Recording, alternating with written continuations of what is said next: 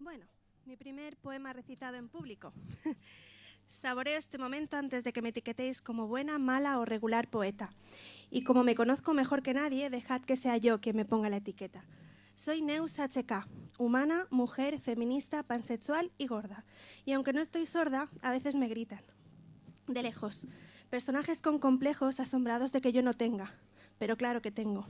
Y por eso estoy aquí, para demostrarme y no demostraros, para demostrarme que puedo, que soy capaz, y ser consciente que hay complejos que amargan, que duelen, que quiebran, que aprietan, que marcan, y que son difíciles de curar las cicatrices y los golpes, y que son difíciles de curar tus cicatrices y tus golpes.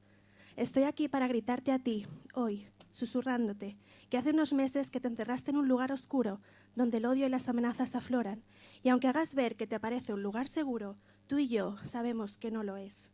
Hoy estoy aquí, como antídoto a ese veneno, para aclararte que me fui porque no podía más, no porque te quisiera menos. Y estoy aquí, sobre todo, porque entre golpe y golpe sigo aprendiendo y me sigo queriendo. Y sigo siendo capaz de levantarte, mirarte a los ojos y decirte, desde un micro, que ya me has hecho sentir demasiado culpable. Ahora tu culpa la tienes tú.